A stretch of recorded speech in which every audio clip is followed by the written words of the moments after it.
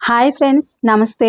ఇవాళ మనం ఒక కొత్త నవలని మళ్ళీ మొదలు పెట్టుకుందాము. ఇది రాసింది కూడా యండమూరి వీరేంద్రనాథ్ గారు. ఈ నవలలో ఉన్నటువంటి విశేషాలని ఇందులో ముందుగా మనం ఆ నవల చెప్పుకోబోయే ముందు ఆ నవలలో ఉన్నటువంటి విశేషాలని చెప్పుకుందాము. ఆయన రాసిన నవలలన్నీ కూడా అప్పటి పరిస్థితులకు అనుగుణంగా ఏ విధంగా రాశారు అనే దాని గురించి తెలుసుకుందాము ఇవాళ. ఆక్స్ఫర్డ్ అమ్మాయికి చదరంగం ఛాంపియన్కి జరిగిన నాజూకు పోరాటం. చిరుచిరు లెక్కల గిమ్మిక్కుల నుండి పైథాగరస్ సిద్ధాంతం వరకు, టెలిఫోన్ డిపార్ట్మెంట్ తీరుతెన్నులు బ్యాక్ డ్రాప్తో క్షణక్షణం మిమ్మల్ని సస్పెన్స్తో పెట్టి నవల పూర్తయ్యాక ఒక మధుర భావాన్ని మీ మనసుల్లో కలకాలం నిలబెట్టే నవల ఇది. యండమూరి వీరేంద్రనాథ్ గారి గురించి ఇవి. అలాగే ఈ నవల కలం నుంచి జాలువారిన హరివిల్లు, వెన్నెల్లో ఆడపిల్ల. తన ఫోన్ నెంబర్ కనుక్కోవడానికి ఆమె ఇచ్చిన నెల రోజుల గడువు పూర్తవడానికి సరిగ్గా 118 నిమిషాలు మాత్రమే ఉంది. విమానం బయలుదేరడానికి రన్వే మీద సిద్ధంగా ఉంది. అప్పుడు వచ్చింది అతడికి ఫ్లాష్ లాంటి ఆలోచన. ఫలితం, కదులుతున్న విమానం ఆగిపోయింది. అతడి కోసం మైక్లో ప్రకటనల మీద ప్రకటనలు వినవస్తున్నాయి. అతడు మాత్రం తాపీగా ఫోన్ చేస్తున్నాడు. మొత్తం టెలిఫోన్ డిపార్ట్మెంట్ అంతా వలవేయబడింది. చివరి క్షణంలోనైనా ఆమె నెంబర్ అతడికి దొరికిందా? ఆక్స్ఫర్డ్ అమ్మాయికి చదరంగం ఛాంపియన్కి జరిగిన నాజూకు పోరాటం. చిరుచిరు లెక్కల గిమ్మిక్కుల నుంచి పైథాగరస్ సిద్ధాంతం వరకు, టెలిఫోన్ డిపార్ట్మెంట్ తీరుతెన్నుల బ్యాక్ డ్రాప్తో క్షణక్షణం మిమ్మల్ని సస్పెన్స్లో పెట్టి పూర్తయ్యాక ఒక మధుర భావాన్ని మీ మనసులో కలకాలం నిలబెట్టే నవల. కథాస్థలం హైదరాబాద్ కాదు, కేవలం ఊహాజనితమైన స్థలం. కొన్ని ప్రదేశాలు మాత్రం సౌలభ్యం కోసం ఉపయోగించుకోవడం జరిగింది. కథలో అక్కడక్కడ కొందరు ప్రసిద్ధ రచయితల కొటేషన్లు వాడుకోవడం జరిగింది. వారికి కృతజ్ఞతలు. టెలిఫోన్ ప్రాతిపదికగా చాలా రచనలు చాలా భాషల్లో వచ్చినాయి. కానీ అబ్బాయిలు అమ్మాయిలు ఫోన్లో చదరంగం ఆడుకోవడం వెన్నెల్లో ఆడపిల్లకే ప్రత్యేకం. రచయిత: ఒక నీటి చుక్క నా కనుచివర నుంచి చెక్కిల మీదకు జారి నాతో అన్నది, ప్రియతమా, ఇన్నాళ్ళు నేను నీ గుండె లోతుల్లో నిక్షిప్తమై ఉండిపోయాను. ఎన్నో అనుభవాల్ని నీతో పంచుకుంటూ వచ్చాను. విషాదమైన, ఆనందమైన మరీ ఎక్కువైనప్పుడు బయటకు రావడానికి ప్రయత్నించాను. కానీ నిన్ను వదిలి మాత్రం వెళ్ళలేకపోయాను. స్నేహితుడా, ఈరోజు నీ గుండెల్లో ఉబుకుతున్న ఈ వేదనా తరంగం నన్ను కుదిపేస్తోంది, బయటకు తోసేస్తోంది.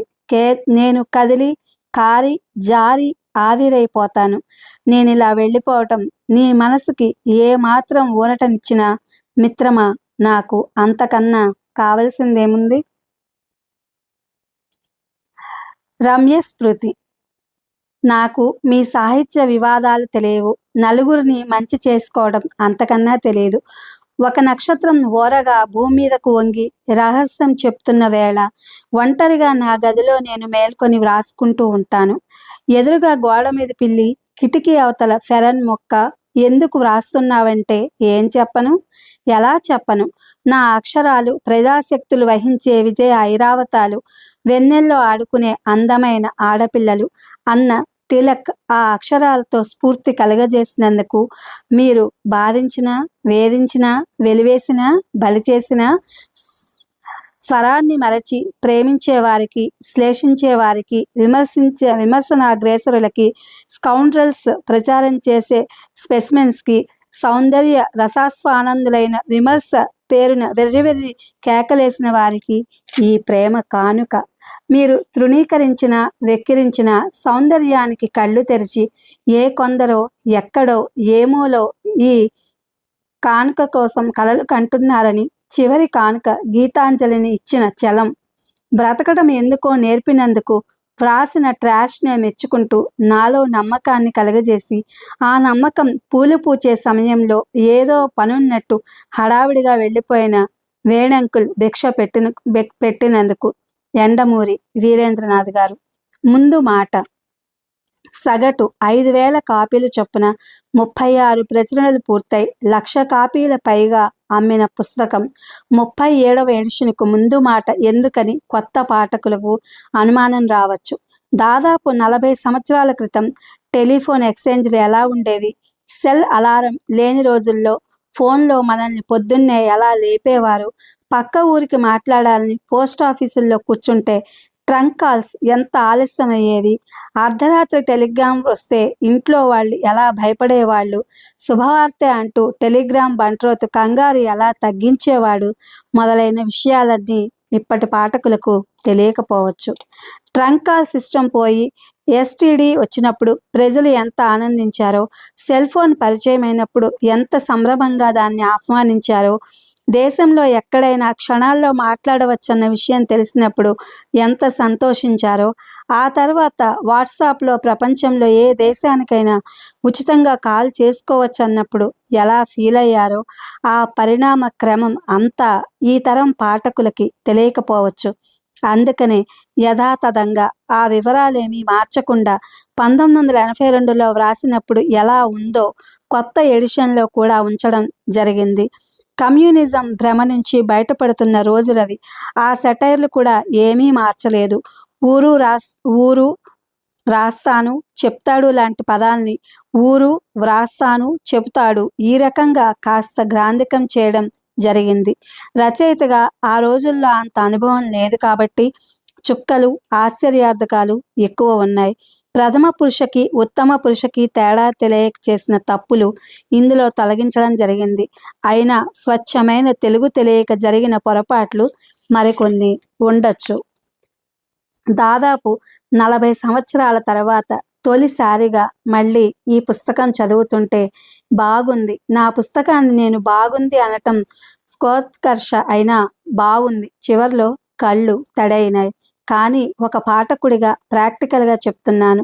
భావ కవిత్వము, కల్పన, ఊహాజనిత సౌందర్యము వ్రాయాలంటే రచయిత రాటుదేలిపోకూడదు. కాస్త అమాయకత్వం, కాస్త అజ్ఞానం ఉండాలి. అంతర్ముఖం రచయితగా అజ్ఞానం తగ్గకపోయినా ఈ నవల చదువుతూ ఉంటే నాకు అదే అనిపించింది. ఈ పుస్తకం వ్రాస్తున్న సమయానికి 81, 82 హిందీలో కభీ కభీ అని ఒక సినిమా రిలీజ్ అయింది. అందులో నేషనల్ అవార్డు పొందిన ఓ గొప్ప పాట సాహిర్ లూధియాన్వి ఉంది.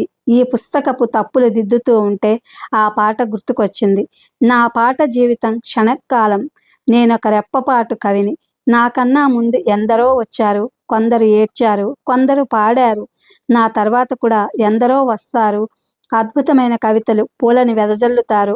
నాకన్నా బాగా వ్రాస్తారు, మీకన్నా బాగా చదువుతారు. కెరటాల్లా కదిలిపోతున్న కాలంలో నన్ను గుర్తుపెట్టుకునేటంత సమయం ఎవరికి ఉంటుంది?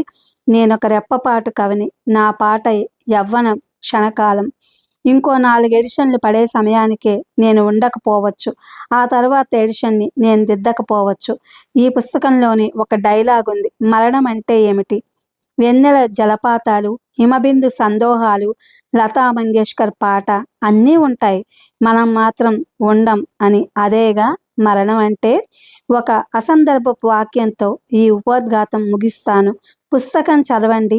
ఎవడో దొంగతనం చేసి తెచ్చిన పీడిఎఫ్ని దొంగతనంగా చదవద్దు. యండమూరి వీరేంద్రనాథ్ గారు. ఇది ఫ్రెండ్స్ ఈ సీరియల్ యొక్క తెలుసుకోవాల్సినవన్నీ మనం తెలుసుకున్నాం కదా. ఈ సీరియల్లో ఉండేటువంటివన్నీ కొంత కథ మనకి అర్థం చేసుకోవడానికి రచయిత గారు మనకి ఇవన్నీ చెప్పారు. Please my channel like, share, subscribe and comment. Thank you for watching.